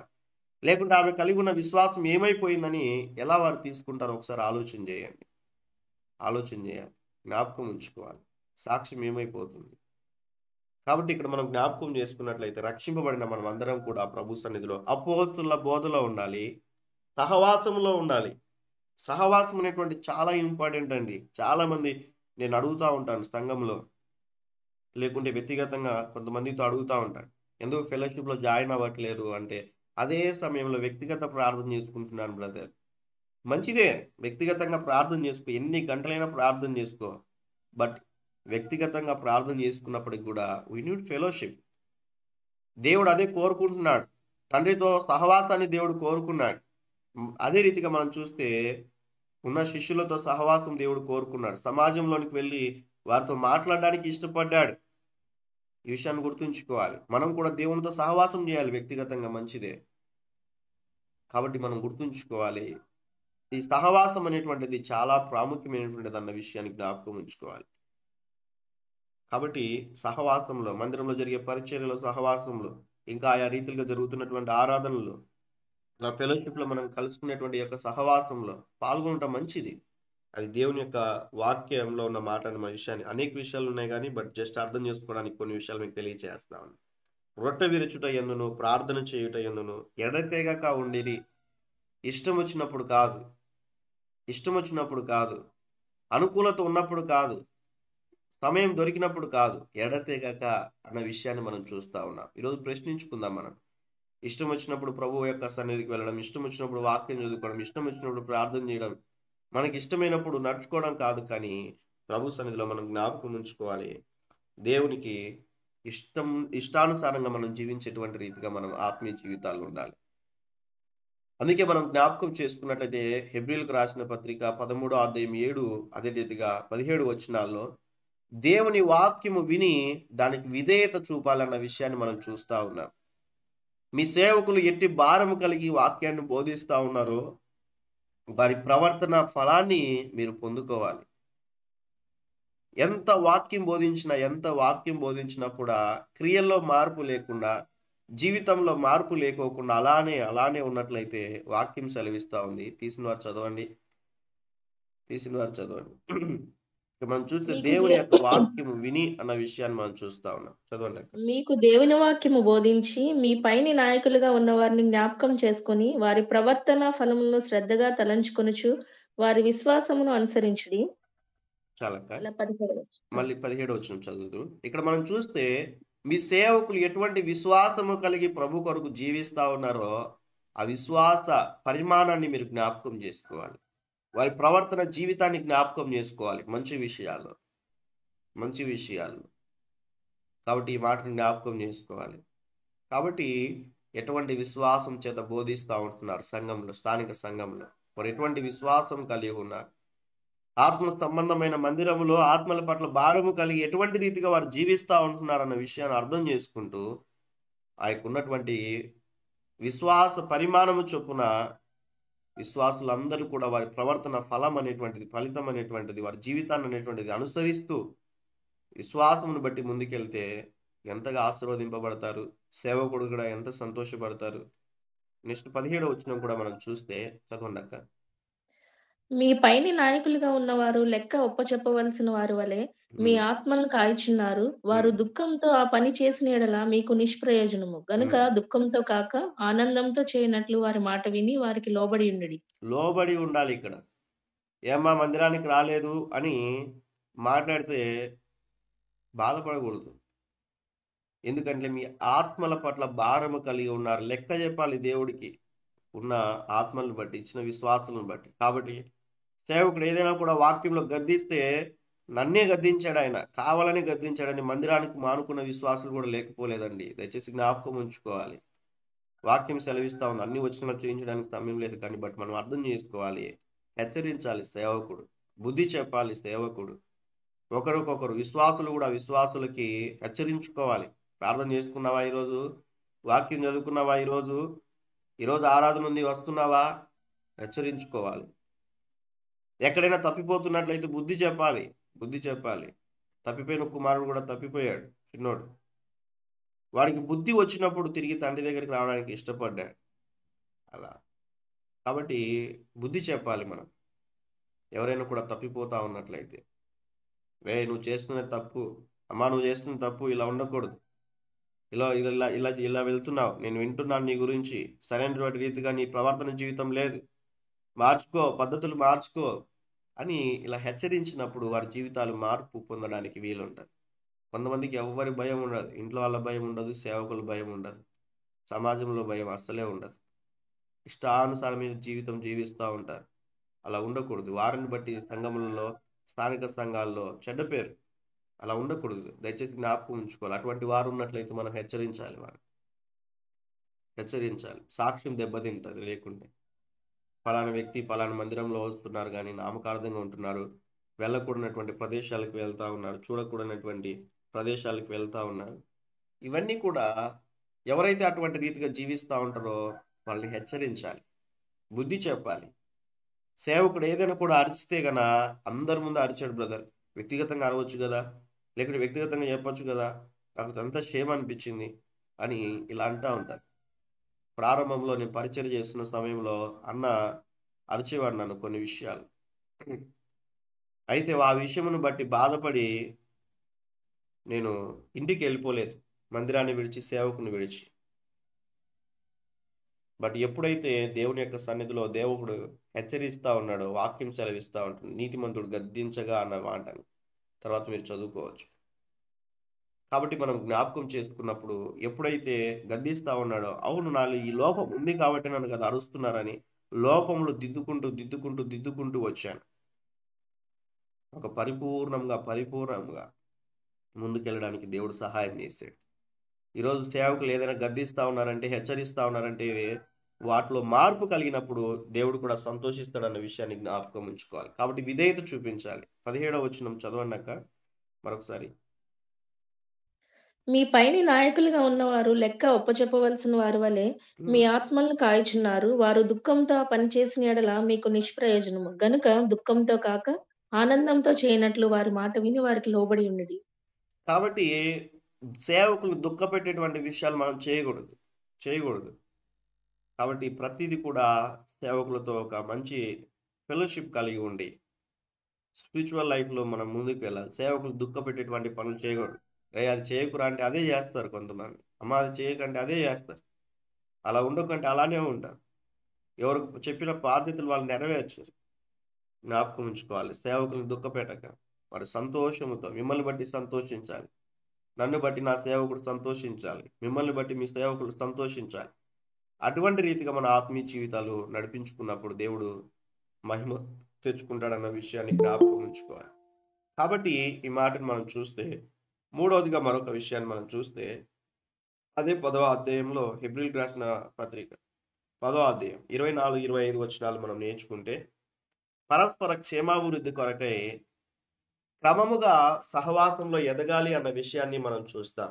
ఇదే 10వ అధ్యాయము 24-25 వచనాలు. కొందరు మానుకొనుచున్నట్లుగా సమాజంగా కూడుకొనుట మానక ఒకరినొకడు హెచ్చరించుచు ఆ దినము సమీపించుట మీరు చూచిన కొలది మరి ఎక్కువగా అలాగు చేయుచు ప్రేమ చూపుటకును సత్కార్యములు చేయుటకును ఒకరినొకడు పురుకొల్పవలనని ఆలోచింతుము. దేవునికి స్తోత్రం. ఇక్కడ మనం చూస్తే కొందరు మానుకున్నట్లుగా సమాజంగా కూడుట మానక అన్న విషయాన్ని మనం చూస్తాం. కొందరు మానుకుంటున్నారంట దేవుని కార్యాలు చూసి కూడా. చాలా మంది జీవితాల్లో ప్రభుని వెంబడించడానికి ఎందుకు వస్తారంటే ఏదో కొన్ని కొదువలను బట్టి. కొంతమంది చెప్తా ఉంటారు దేవునికి సన్నిధికి ఎందుకు. చాలా మంది నేను అడుగుతా ఉన్నప్పుడు ఎందుకు దేవునికి మందిరానికి వస్తా ఉన్నారంటే దేవుడు చేసిన మేలులను బట్టి కృతజ్ఞత కలిగి జీవించడానికి ప్రభు కొరకు మందిరానికి వస్తున్నానని చెప్పేవారు తక్కువ. దేవుని మందిరానికి వస్తే స్వస్థత అవుతుంది కదా అందుకే వస్తా ఉన్నానంటారు కొంతమంది. దేవుని మందిరానికి వస్తే వివాహం అవుతుంది కదా అందుకే వస్తా ఉన్నాడు. దేవుని మందిరానికి వస్తే దేవుడు కార్యం చేసి వివాహం అయిన తర్వాత గర్భఫలం లేకుంటే గర్భఫలం ఇస్తాడంట కదా అందుకే వస్తా ఉన్నాడు. అనేక మంది విశ్వాసుల్లో వింటున్నటువంటి మాటలు. ఏదో దేవుడు మనలో చేయాలని కాదు, కానీ మన జీవితాల్లో ఆయన చేసిన మేలును బట్టి మనం ప్రభు సన్నిధికి వెళ్ళాలి. కొందరు సమాజముగా కూడుకొనుట మానుకుంటున్నారన్న విషయాన్ని మనం చూస్తూ ఉంటున్నాం. కాబట్టి ఇక్కడ మనం చూస్తే కొందరు సమాజంగా మానుకున్నట్లుగా సమాజంగా కూడుట మానక అన్న విషయాన్ని మనం చూస్తూ ఉన్నాం. చూడండి, జనవరి, ఫిబ్రవరి, మార్చి, ఏప్రిల్ ఇలా ఎంతమంది గూగుల్ మీట్లో కూడా జాయిన్ అయ్యేవారు. దాదాపుగా బ్యాచ్ తర్వాత బ్యాచ్ను దేవుడు ఇస్తూ ఉన్నాడు. దేవుడు తెలియచేసినప్పుడు ఏర్పాటు చేసినటువంటిది ఇది. గత 4 సంవత్సరాలుగా ఉదయకాల సమయంలో బ్యాచ్లుగా ఎంతోమంది తలుపుదయ్యారు. ఇక్కడ ఉన్నవారు మేబీ ఒక 3-4 ఉన్నారు అంతే. మిగతా వారందరూ కూడా దేవుడు కొత్త వారిని ఇచ్చాడు. అలా దేవుడు నడిపిస్తున్న విధానం బట్టి అనేక మందికి దేవుని యొక్క వాక్యాన్ని ప్రకటిస్తూ అనేక మంది దైవజనులతో ఈ ప్లాట్ఫామ్లో ముందుకు నడిపిస్తూ ఉన్నాను. ఎందుకు ఈ మాట చెప్తా ఉన్నానంటే దేవుడు తెలియచేసినటువంటి మాట ప్రతి దినము కూడా ఆయన యొక్క కృపా వార్తను మనం వినాలి. దేవుడి మాటలు మనం వినాలి. ఉదయాన్న వాక్యంతో మనం ప్రార్థనతో ప్రారంభించి వాక్యం విని మన జీవితాలను ముందుకు నడిపించుకోగలిగినట్లయితే సామెతలు 1:33 ప్రకారం నా ఉపదేశం అంగీకరించి వాడు సురక్షితంగా నివసించిన వాడు కీడు వచ్చిన భయము లేక నెమ్మది కలిగి ఉంటాడని వాక్యం సెలవిస్తా ఉన్నాను. ఆయన ఉపదేశం విన్నప్పుడు మన జీవితాల్లో నెమ్మది కలిగి మనం జీవిస్తాం. దినచర్య అంతా కూడా నెమ్మదితో ఉంటుంది. అలా కాకుండా ఉదయాన్నే లేకపోకుండా వాక్యం వినకోకుండా ఆ దినము ముందుకు వెళ్ళినట్లయితే అన్నీ చిరాకు అయిపోతుంది. వాక్యం ద్వారా మనం జీవించాలి ప్రతి దినము కూడా. కాబట్టి ఇక్కడ మనం చూస్తే సమాజంగా కూడుట మానక అన్న విషయాన్ని మనం చూస్తూ ఉన్నాం. సమాజంగా కూడుట మానక. డిసెంబర్లో ఇంకా ఫెస్టివల్ కాబట్టి 20వ తేదీ నుంచి చూడాలి. ఇంకా జనాభా 5 మంది, 6 మంది, 7 మంది, 8 మంది ఇలా జాయిన్ అవ్వడం. దేవుడు నాకు ఇచ్చిన కృపను బట్టి ఒక్కరు వచ్చినా కూడా వాక్యం తెలియజేస్తాను. ఎంతమంది వచ్చినా వాక్యాన్ని తెలియజేస్తాను. అది యేసు ప్రభు చేసినటువంటి క్రియ. ఒక్కరికి వాక్యం చెప్పాడు సమరయ స్త్రీకి, ఆమె వెళ్ళి గ్రామాన్ని అంతటిని మార్చింది. మార్కు సువార్త 5వ అధ్యాయంలో కూడా ఒక వ్యక్తికి దేవుడు విడుదల ఇచ్చాడు. ఆయన వెళ్ళి దెక్కుపోలంతా ప్రకటింపని ఆరంభించిన అన్న విషయాన్ని 20వ వచనంలో అక్కడ రాయబడి ఉంటారు. ఇలా మనం చూసుకుంటూ వెళ్తే దేవుడు ఒక్కొక్కరిగా వ్యక్తిగతంగా కూడా దేవుడు సువార్త చేశాడు. మనం కూడా ప్రభు సన్నిధిలో ఒకరికైనా యేసుప్రభు వేల మందికి కూడా సువార్త చెప్పగలిగాడు. అటువంటి రీతిగా ఆయన బిడ్డలుగా ఉన్న మనం అందరం కూడా సిద్ధపడాలి, ప్రభు కొరకు జీవించాలి. కాబట్టి ఇక్కడ మనం చూస్తే సమాజముగా కూడట మానక అన్న విషయాన్ని మనం చూస్తాం. ఆ దినము సమీపించుట మీరు చూచిన కొలది మరీ ఎక్కువగా అలాగూ చేయుచు ప్రేమ చూపుటకును సత్కార్యము చేయుట కొరకును ఒకరికొకరు పురికొల్ప వలనని ఆలోచింతము ఒకరికొకరు పురికొల్పుకోవాలి పరిచర్యలు. ఇప్పుడు చూడండి, ఒక అర్థం చేసుకోవడం మీకు తెలియచేస్తా ఉన్నా. పొయ్యిలో ఒక 5 కట్టెలు ఉన్నాయి అనుకోండి, అవి మండుతూ ఉంటాయి. ఒకే కట్టెని మనం పెట్టామనుకో, అది ఎంతసేపు మండుతుంది? కొద్దిసేపు మండి ఆరిపోతుంది. ఎందుకంటే మరొక కట్టె లేదు. ఇది ఆరిపోతుంటే అది వెలిగించడానికి ఇంకొక కట్టె ఉన్నట్లు అయితే అర్థమవుతుంది కదా అందరికీ. నాకు తెలియదన్న అంటారా? పొయ్యిలు కట్టెలు అందరికీ తెలుసు అనుకుంటున్నా. ఓకే, సో 2 కూడా అలా ఉన్నప్పుడు ఒకటి మండుతూ అది మండడానికి ఉపయోగపడుతూ ఉంటుంది. ఒకరికొకరు పురిగొలుపుకోవాలి పరిచర్య చేసినప్పుడు. పాట పాడినప్పుడు వారిని ప్రోత్సహించాలి. మంచిగా పాట పాడారు, వాక్యం చెప్పినప్పుడు ప్రోత్సహించాలి. మందిరంలో ప్రారంభంలో ఉన్నటువంటి వాటిని బట్టి ఆ ప్రోత్సహించినప్పుడు మళ్ళీ గర్వించకూడదు సుమా, అర్థం చేసుకోవాలి. ఒకరికొకరు మంచిగా పాటలు పాడారు, మంచిగా పాట పాడారు, ఇగో ఏదైనా కూడా లోపాలు ఉంటాయి, ఇదొక్కటి కొంచెం ఉంటే ఇంకా సూపర్గా వచ్చేది అన్నది అట్లా ఇలా కొంచెం వాళ్ళని ప్రోత్సహించాలి ప్రభు సన్నిధిలో. కొంతమంది ఎలా ఉంటారు, అది కొంచెం ఉన్న మిస్టేక్ని బట్టి బాగా వాడినేవాళ్ళే పాట, బాగా చెప్పినవాళ్ళే వాక్యం, ఇలా మాట్లాడకూడదు. దయచేసి జ్ఞాపకం ఉంచుకోవాలి. ఈ ప్లాట్ఫామ్లో ఈవినింగ్ సర్వీస్లో కూడా కోవిడ్ సిచ్యువేషన్లో ఎవ్రీడే 4 to 5 రన్ చేసినప్పుడు ఎవ్రీ బిలీవర్ ప్రతి ఒక్కరితో వాక్యం చెప్పించాను నేను. చాలామంది భయం, నేను చెప్పలేనన్నా, ప్రోత్సహించి వాళ్ళకి గైడెన్స్ ఇచ్చి బలపరిచి ప్రతి ఒక్కరితో వాక్యం చెప్పించాను నేను. ఇదికి మాట తెలియచేస్తా ఉన్నానంటే ప్రభు సన్నిధిలో నేర్చుకోవాలి, వాక్యం నేర్చుకోవాలి, ప్రకటించడం నేర్చుకోవాలి. సేవకులు మాత్రమే కాదు ప్రతి విశ్వాసులు కూడా. సమాజంలో ఎంతో మంది నశించిపోతా ఉన్నారు. సేవకుడు అందరి దగ్గరికి వెళ్ళలేడు. విశ్వాసులు పని చేయడం నేర్చుకోవాలి. విశ్వాసులు ప్రభు యొక్క ప్రేమను తెలియజేయడం నేర్చుకోవాలి. కాబట్టి ఇక్కడ మనం చూస్తే పరస్పర క్షేమాభివృద్ధి కలుగుటకై సమాజముగా ప్రభు సన్నిధిలో ఎదగాలి, ఒకరినొకరు పురిగొలుపుకోవాలన్న విషయాన్ని. పరిచయం ఉంది కదా, రా వెళ్దాం, ఒకరినొకరు పురిగొలుపుకొని ఏమైనవలే అని ఇతరులను మళ్ళా దిగదార్చేటువంటి పరిస్థితిలో ఉండకూడదు. కాబట్టి జ్ఞాపకం ఉంచుకోవాలి, ఒకరినొకరు పురిగొలుపుకోవాలి, ఎంకరేజ్ చేసుకోవాలి, ఈ విషయాన్ని గుర్తుంచుకోవాలి. 4వదిగా మనం చూస్తే దేవుని విశ్వాసులను ప్రేమించాలి. దేవుని యొక్క విశ్వాసులను ప్రేమించాలి అంటే ప్రేమ లేనివాడు నా వాడు కాదంటాడు. ఒకే కుటుంబంలో ఉంటారండి, అందరు మందిరానికి వస్తారు. కుటుంబంలో ఉన్న వారికి ఒకరికొకరికి ప్రేమ ఉండదు. ఎదురుగానే ఉంటారు, అదే గ్రామంలో ఒకే మందిరానికి వస్తారు. కానీ సేవకుడు వచ్చి అమ్మ వాళ్ళని పిలవండి, ప్రార్థన పిలిచారు కదా, వాళ్ళని కూడా పిలవండి అంటే వాళ్ళు మాతో మాట్లాడరు బ్రదర్, వాళ్ళు మాతో కలవరు, మేము వాళ్ళతో మాట్లాడటం, ఇట్లాంటి విషయాలు మాట్లాడుతూ ఉంటారు. విశ్వాసులకి ప్రేమ లేదండి. కుటుంబాల్లో ఉన్నటువంటి వారికి ప్రేమ లేదు. దయచేసి జ్ఞాపకం ఉంచుకోవాలి. క్రీస్తు ప్రేమను బట్టి దేవుని విశ్వాసులను ప్రేమించగలగాలి. ద్వేషాలు ఉండకూడదు, పగలు ఉండకూడదు, కక్షలు ఉండకూడదు. ఈ విషయాలు గుర్తుంచుకోవాలి. విశ్వాసులే ఉన్నటువంటి కుటుంబాలే ఆ కుటుంబానికి ఆ విశ్వాసకి ఈ విశ్వాసకి సరిపోదంట. ఇంకా క్రీస్తు ప్రేమను ఏం కలిగి ఉన్నట్లు దయచేసి జ్ఞాపకం ఉంచుకోవాలి. కాబట్టి ఈ వచనాలన్నీ మీరు చదువుకుంటే తర్వాత మీరు చదువుకోనండి, ఈ మాటను జ్ఞాపకం చేసుకోవాలి. ఒక మాటను చదువుకుందాం. యోహాను సువార్త 13వ అధ్యాయము 34 నుంచి 35 వచనాలు. 34-35 వచనాలు మనం చూస్తే యోహాను సువార్త మీరు ఒకరినొకరు ప్రేమింపవలనని మీకు క్రొత్త ఆజ్ఞ ఇచ్చుచున్నాను. నేను మిమ్మల్ని ప్రేమించినట్టే మీరును ఒకరినొకరు ప్రేమింపవలను. మీరు ఒకరి ఎడల ఒకడు ప్రేమ కలిగిన వారైన ఎడల దీన్ని బట్టి మీరు నా శిష్యులని అందరూ తెలుసుకుందరనెను. దేవునికి స్తోత్రం. దీనిని బట్టి శిష్యులని మీరు తెలుసుకుంటారన్న విషయాన్ని మనం చూస్తూ ఉంటున్నాం. ఒకరినొకరు ప్రేమించాలి. ఎటువంటి ప్రేమ అంట? స్వార్థంతో కూడిన ప్రేమ కాదు సుమా. దేవుడు ఎటువంటి ప్రేమ చూపించాడంటే, ఆయన ఎటువంటి ప్రేమను చూపించాడు, దేవుని యొక్క ప్రేమను కలిగి మనం ప్రేమించాలంట. ఆయన శత్రువును కూడా ప్రేమించాడు. కాబట్టి మనం ప్రభు యొక్క ప్రేమను కలిగినటువంటి వారమై మనము ముందుకెళ్ళాలి. ఈ 15వ అధ్యాయము 12-17 వచనాలు కూడా మనం చూద్దాం.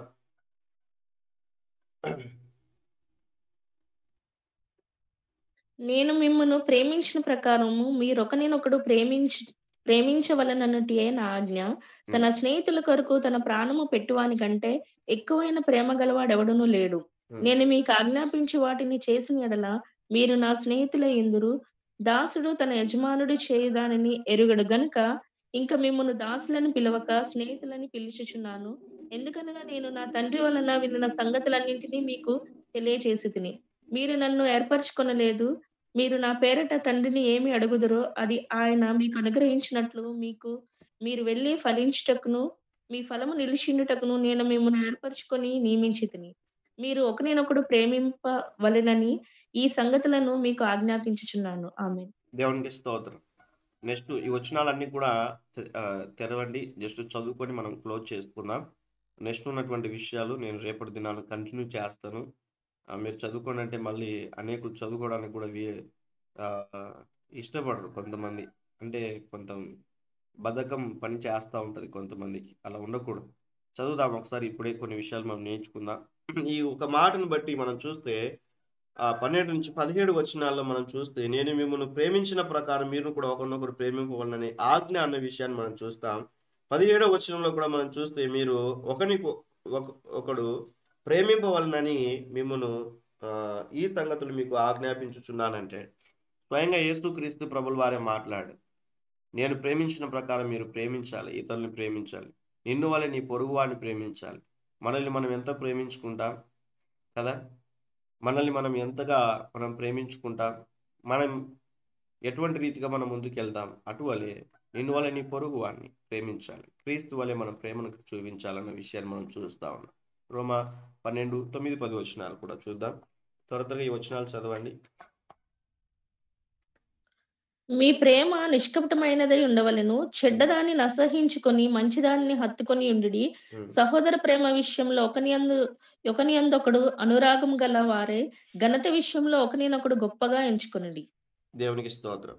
కాబట్టి ఇక్కడ మనం చూస్తే మీ ప్రేమ ఎటువంటి విషయాలు దూరంగా ఉండాలి, ఎటువంటిని హత్తుకోవాలన్న విషయాన్ని మనం చూస్తూ ఉంటున్నాం. నిష్కపటము కలిగినటువంటి ప్రేమ కలిగి ఉండి చెడ్డవాటిని ఏం చేసుకోవాలంట? అసహించుకోవాలంట. చెడ్డదాన్ని ఏం చేయాలి? అసహించుకొనుచు మంచి దానిని హత్తుకొని ఎండుడి అన్న విషయాన్ని మనం చూస్తూ ఉంటున్నాం. ప్రేమ అనురాగాలతో వారే ఘనత విషయంలో ఒకరినొకడు గొప్పగా ఎంచుకొనుడి అన్న విషయాన్ని మనం చూస్తాం. చదువుతారు బ్రదర్ వారు వాక్యము, నాకన్నా మంచిగా చదవలేరు. ప్రార్థన చేస్తారు వాళ్ళు, నాకన్నా మంచిగా ప్రార్థన చేయలేరు. నాకన్నా అని ఎదుటి వారిని తగ్గిస్తూ ఉంటారు. అలా ఉండకూడదు. దయచేసి జ్ఞాపకం ఉంచుకోవాలి. ప్రభు సన్నిధిలో ఒకరినికొకరు గనులుగా ఎంచుకొనుడి అన్న విషయాన్ని మనం చూస్తూ ఉంటున్నాం. గనులుగా ఎంచాలి, మనం తగ్గింపబడి వాళ్ళని హెచ్చించాలి. ప్రభు సన్నిధిలో జ్ఞాపకం ఉంచుకోవాలి. కాబట్టి ఈ మాటను మనం అర్థం చేసుకున్నట్లయితే ప్రభు సన్నిధిలో దేవుని ఎదుట ఇటువంటి రీతిగా మనం జీవిస్తూ మనం ముందుకెళ్ళాలి. వేటిని విడిచిపెట్టాలి, లేకుంటే వేటిని అసహించుకోవాలి? మాట్లాడాలి. అందరు కూడా అందరు మాట్లాడాలి. చెడ్డదాన్ని అసహించుకోవాలి. అందరు చెప్పండి. దేన్ని అసహించుకోవాలి, వేటిని అసహించుకోవాలి? చెడ్డ వాటిని అసహించుకోవాలి. మీకు హోంవర్క్ ఇస్తా ఉన్నాను. బైబిల్ గ్రంథంలో మీరు బాగా ధ్యానం చేసి చెడ్డ వాటిని అసహించుకున్నటువంటి వారిని ఆలోచన చేస్తూ కొన్ని విషయాలు నోట్ చేసుకున్నాను. ఈ దినాన్ని మీరు చేయాల్సిన పని, చెడ్డ వాటిని ఏవి చెడ్డతరమైనటువంటి చెడ్డ క్రియలు ఏమేమి ఉంటున్నాయి, దేవునికి ఇష్టం లేనటువంటి క్రియలు ఏమేమి ఉంటున్నాయి అన్న విషయాన్ని బైబిల్లో ఉన్న వాటిని నోట్ చేసుకున్నాను. నెక్స్ట్ ఇక్కడ రాయబడినటువంటి మాటను బట్టి మంచి వాటిని హత్తుకొని జీవించుడి. ఏది మంచిది, ఏది ఉత్తమము, ఏది దేవుని యొక్క చిత్తము అన్న విషయాన్ని ఆలోచన చేస్తూ కొన్ని విషయాలు మీరు నోట్ చేసుకున్నాను. వాటిలో ఏవి కలిగి ఉంటున్నా, విడిచిపెట్టాల్సినటువంటి పనులు ఏమైనా ఉన్నాయా, చేయవలసినటువంటి పనులు ఏమైనా ఉన్నాయా అన్న విషయాన్ని ఆలోచన చేస్తూ మీరు ముందుకెళ్ళండి. ఇది మీకు ఇచ్చిన హోంవర్క్. సో ఈ యొక్క మాటను అర్థం చేసుకోవాలి. అదే అధ్యాయంలో 13వ అధ్యాయము 8వ వచనంలో రాయబడినటువంటి మాట ఏమిటంటే, ఒకరినొకడు ప్రేమించుట విషయంలో తప్ప మరి ఏమీయు ఎవనికి అచ్చి ఉండవద్దన్న విషయాన్ని మనం చూస్తాం. పొరుగు వారిని ప్రేమించువాడే ధర్మశాస్త్రము నెరవేర్చిన వాడు అన్న విషయాన్ని మనం చూస్తాం. ఈ గలతీ 5వ అధ్యాయము 15వ వచనం కూడా చూద్దాం. త్వరగా చదవండి ఈ మాటల్ని. అయితే మీరు ఒకనినొకడు కరచుకొని భక్షించిన యెడల మీరు ఒకని వలన ఒకడు బొత్తిగా నశించిపోదురేమో చూచుకొనిడి. కాబట్టి ఇక్కడ మనం చూస్తే ప్రభు సన్నిధిలో ఈ 14వ వచనం నుంచి మనం చూస్తే ధర్మశాస్త్రం అంతయు నిన్ను వలె నీ పొరుగువారిని ప్రేమించు అను ఒక్క మాటలో సంపూర్ణమై ఉన్నది అన్న విషయాన్ని మనం చూస్తూ ఉంటున్నాం. ఈ 15వ వచనంలో మనం చూస్తే అయితే ఒకరినొకడు ఖర్చుకొని భక్షించిన ఎడల అన్న విషయాన్ని మనం చూస్తాం. కొంతమంది మాటలతో ఏం చేస్తారంటే మనుషుల్ని పొడిచేటువంటి రీతిగా, మాటలతో ఎన్నో విధాలుగా హింసించేటువంటి రీతిగా మాట్లాడుతూ ఉంటారు. అటువంటి ప్రవర్తన ఉండకూడదు. 6వ అధ్యాయం 10వ వచనంలో కూడా మనం చూస్తే, కాబట్టి చదవండి అక్క. కాబట్టి మనకు సమయము దొరికిన కొలది అందరి ఎడలను విశేషముగా విశ్వాస గృహమునకు చేరిన వారి ఎడలను మేలు చేయుదుము. మేలు చేసేటువంటి వారముగా ఉండాలన్న విషయాన్ని మనం చూస్తా ఉన్నాం. అదే నెక్స్ట్ పేజీలో ఎఫెసీ 1వ అధ్యాయం 15వ వచనంలో కూడా మనం చూస్తే, ఈ హేతువు చేత ప్రభువైన యేసునందలి మీ విశ్వాసమును గూర్చి పరిశుద్ధులందరి ఎడల మీరు చూపుచున్న విశ్వాసమును గూర్చి నేను వినినప్పటి నుండి మీ విషయమే మానక దేవునికి కృతజ్ఞతాస్తుతులు చెల్లించుచున్నాను. దేవునికి స్తోత్రం. అదే మొదటి యోహాను పత్రిక 3వ అధ్యాయం 16వ వచనంలో కూడా మనం చూస్తే, యోహాను 3:16లో దేవుడు లోకాన్ని ఎంతో ప్రేమించినని వ్రాయబడి ఉంటుంది. అదే యోహాను పత్రిక మొదటి ఆయన మన నిమిత్తము తన ప్రాణము పెట్టెను గనుక దీని వలన ప్రేమ ఎట్టిదని తెలుసుకొనుచున్నాము. మనము కూడా సహోదరుల నిమిత్తము మన ప్రాణములను పెట్టబద్దులమై ఉన్నాము. దేవునికి స్తోత్రం. ఈ మాటను బట్టి మనం అర్థం చేసుకున్నప్పుడు మనం కూడా సహోదరుల నిమిత్తము ప్రాణం పెట్టబద్దులమై ఉన్నాం. ఎందుకంటే ఆయన మన కొరకు ప్రాణాన్ని ఇచ్చాడు. ఆయన ప్రేమ ఎటువంటిదంటే మన నిమిత్తం ఆయన తన ప్రాణం పెట్టిన కనుక ఆయన ప్రేమ ఎట్టుదో మనం చూస్తూ ఉన్నాం. ఈరోజు మన కొరకు ఏ ఒక్కరు కూడా మరణించడానికి ఇష్టపడరు, కానీ దేవాది దేవుడు అట్టి క్రియలు చేశాడు. మనం కూడా అటువంటి ప్రేమ కలిగినటువంటి వారమై మనం ప్రభు యొక్క సన్నిధిలో ముందుకెళ్ళేటువంటి వారుగా మన ఆత్మీయ జీవితాలని మనం నడుచుకోవాలి. ఈరోజు జ్ఞాపకం చేసుకునండి. నేను ముగిస్తా ఉన్నాను దేవుని యొక్క మాటల్ని. ఒకవేళ విశ్వాసులకి ఎవరికైనా సమాధానం కలిగి లేకున్నట్లయితే, ఈరోజు దేవుడు మాట్లాడిన ఈ వివిధ కోణాల్లో ప్రేమ చూపించేటువంటి మనస్సు లేకోకుండా, ఒకవేళ విశ్వాసులకి మీకు ఎవరికైనా కూడా సరైనటువంటి సహవాసం లేకుండా లేక ద్వేషాలు కలిగి జీవిస్తూ ఉన్నట్లయితే దేవుని సన్నిధిలో జ్ఞాపకం ఉంచుకోవాలి. దేవుడు మాట్లాడిన రీతిగా, దేవుడు ఏదైతే మనతో మాట్లాడుతూ వచ్చాడో వాటి విషయమై ప్రభు సన్నిధిలో ప్రార్థన చేసుకొని ఆ వ్యక్తులతో మాట్లాడడానికి ప్రయత్నం చేయండి. శత్రు అనేటువంటి వారు ఈ భూమి మీద అపవాది తప్ప మనకి ఏ ఒక్క మనుషుడు కూడా శత్రువుగా ఉండకూడదు. ఒకవేళ మన తప్పు లేకపోయినప్పటికీ కూడా ప్రభు సన్నిధిలో వారికి ఒక్క మాటగా సమాధానము కలిగి ఉన్నప్పుడు, రోజు మాట్లాడకపోయినా పర్లేదు కానీ, అంటే మాట్లాడకూడదని కాదని అర్థము, మనం ఎంత మంచిగా ఉన్నా కూడా వారి ప్రవర్తన అనేటువంటిది అటువంటి రీతిగా ఉన్నప్పటికీ సమాధానం కలిగి వారిని ప్రభువుకు అప్పగించి సైలెంట్గా ఉండడం మంచిది. ఈ విషయాన్ని అర్థం చేసుకోవాలి. కాబట్టి ప్రభు సన్నిధిలో మనం అటువంటి విశ్వాసము కలిగి ప్రభు సన్నిధిలో, ఒకవేళ ఇరుగు పొరుగు వారితో ఉన్న మందిరానికి వస్తున్నటువంటి వారితో, కొంతమంది సేవకునితో అండి, ఇది ఇంకా ఘోరమైన పరిస్థితి. సేవకునితో సమాధానం కలిగి ఉండరు. ఇష్టం వచ్చినప్పుడు వస్తారు, ఇష్టం వచ్చినప్పుడు వెళ్తారు.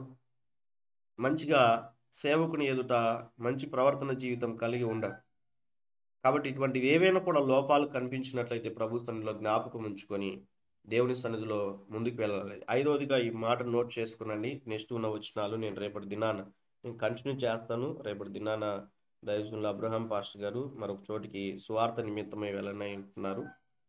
మేబీ అక్కడ అనుకూలత ఉండదని తెలియచేశారు. సో రేపటి దినాన మరికొన్ని విషయాలు 20 పాయింట్స్ వరకు ఉన్నాయి, నేను వాటిని తెలియచేస్తాను. ఇంకా మనం చేయాల్సిన సంఘ సభ్యుల యొక్క బాధ్యత ఏంటో, మందిరానికి వెళ్ళి వస్తున్నాంలే అంటే సరిపోదు, కానీ దేవుడు చాలా బాధ్యతలు ఇచ్చాడు సంఘానికి. సంఘంలో ఉన్న ప్రతి విశ్వాసి ఈ బాధ్యతలు కలిగి ముందుకు వెళ్ళాలి. ఇప్పటి వరకు మన పర్సనల్ లైఫ్లో మనం కలిగి ఉండవలసినటువంటి విషయాలు, కొన్ని విషయాలు మనం చూస్తూ వచ్చాం. నెక్స్ట్ మనం చేయాల్సినటువంటి పనులు కూడా ఉన్నాయి. కేవలం మందిరానికి వెళ్తా ఉన్నా వస్తా ఉన్నానంటే సరిపోదు. దేవుడిచ్చినటువంటి మాటలు నెరవేర్చాలి. ఆత్మ ఫలము కలిగినటువంటి వారముగా ప్రేమ, సంతోషం, సమాధానం ఇవన్నీ కూడా మనమందరం కూడా కలిగి ప్రభు సన్నిధిలో ముందుకు వెళ్ళాలి. కాబట్టి ఈ మాటలు విన్న మన జీవితాలు, సంఘ బాధ్యతలు మనం నెరవేరుస్తున్నామా అన్న విషయాన్ని, ఒకవేళ నువ్వు రక్షింపబడి ఉన్నట్లయితే కుటుంబంలో ఉన్న వారందరూ రక్షింపబడ్డారా జ్ఞాపకం ఉంచుకోవాలి. వారి కొరకు ఏమైనా ప్రయాసం ఉందా? ఒకవేళ నువ్వు ఒక్కదానివే మందిరానికి వెళ్తున్నట్లయితే నీ భర్త పరిస్థితి ఏంది, మీ తల్లిదండ్రుల పరిస్థితి ఏంది, మీ పిల్లల యొక్క పరిస్థితి ఏంది, మీకున్న అన్నదమ్ముల అక్కచెల్లెల పరిస్థితి ఏంది? ప్రభు సన్నిధికి వెళ్ళి ప్రభువును స్తుతించేటువంటి అనుభవంలోనికి, ప్రభువును ప్రేమించేటువంటి అనుభవంలోనికి, దేవుని మహింపరిచేటువంటి అనుభవంలోనికి ప్రయాస ఏదైనా కూడా పడుతున్నామన్న విషయాన్ని జ్ఞాపకం ఉంచుకోవాలి. వాక్యం విని విధేయత కలిగి సేవకునికి, సంఘానికి, సమాజానికి మనం ఎటువంటి రీతిగా మాదిరికరంగా జీవిస్తూ ఉంటున్నాం, పరస్పర ప్రేమ సహవాసంలో ఎటువంటి రీతిగా ఎదగాలో కూడా కొన్ని విషయాలు మనం నేర్చుకుంటూ వచ్చాం. విన్న మాటలు బట్టి మీలో ప్రేరేపింపబడిన వారు ఎవరైనా ఒకరు ప్రార్థనలో నడిపించాలని తెలియజేస్తా ఉన్నారు. ప్రార్థన చేసుకుందాం. మహాగణుడా, మహోన్నతుడా, పరిశుద్ధుడా, నిత్య నివాసి యేసుక్రీస్తు వారి శ్రేష్టమైన నామమున మీకు కృతజ్ఞతాస్తుతులు, వందనములు, స్తోత్రములు చెల్లిస్తున్నాము. దయగల తండ్రి, ఉదయకాలంలో మరి తండ్రి మీ ప్రియ బిడ్డను నిలువబెట్టుకొని శ్రేష్టమైన అద్భుతమైన ఆత్మీయ జీవితపు మాటలు దేవా మరి వినిపించినందుకై మీకు స్తోత్రములు ప్రభువా. నేటి దినాల్లో క్రైస్తవులు, దేవుని నమ్మిన ప్రజలు ఏ విధంగా ఉండాలి, ఎలాంటి జీవితం జీవించాలి, వారిని ఎందుకు ఏర్పరచుకున్నామనే ప్రాముఖ్యమైన విషయాలు బోధిస్తూ వచ్చారు తండ్రి. మీకు స్తోత్రములు. వాక్యం అందించిన ఈ దాసుని కనికరించి మంచి ఆరోగ్యము, ఆయన పరిబాటలో కుటుంబ, వ్యక్తిగత, ఆత్మీయ, సంఘ పరిచర్య జీవితం అన్నింటిలో మీ కృప దయచేయండి ప్రభువా. విన్న వాక్యము నిష్ప్రయోజనముగా వెళ్ళకోకుండా ప్రతి వారి జీవితాల్లో 30 60 100 ఫలించలాగున వాక్యమును భద్రపరుచుకొని మా దేవా మీరు అక్కడ కొరకై సిద్ధపడలాగున మీరు దీవించమని ప్రార్థన చేస్తున్నాము. ఈ మీటిను ఇంకా మీరు వృద్ధి చేయండి దేవా. మీట్లో ఉన్న ప్రజలు అటు ఇటు చెదిరిపోకుండా దేవా, మీట్లో ఉన్న ప్రజలు తండ్రి మరి ఒక క్రమము కలిగి చక్కగా ఆత్మీయంగా ఒక మందిరము వలె కట్టబడి ఎదుగునట్లుగా మీరు కృపను దయచేయండి. దినమంతయు మీ కృప తోడుగా ఉంచి నడిపించండి. శత్రు కార్యం లయం చేయండి. ప్రతి విధమైన కీడు నుండి తప్పించండి. శోధనలో పాపములు పడకుండా కాపాడండి మా దేవా. మరి మా ద్వారా మీ చిత్తము ఈ భూమి మీద నెరవేర్చుకొని మహిమ పొందండి. ఈ దినమంతయు మీ చేతికి అప్పగించుకుంటూ తండ్రి మరి ఇంకా ప్రార్థన అవసరతల కొరకు, అక్కర్ల కొరకు ఎదురు చూస్తున్న బిడ్డలందరికీ మీ ప్రత్యేకమైన కృప దయచేయమని యేసుక్రీస్తు నామమున స్తుతించి ప్రార్థించి వేడుచున్నాము తండ్రి. Amen, amen, amen. ఆమేన్.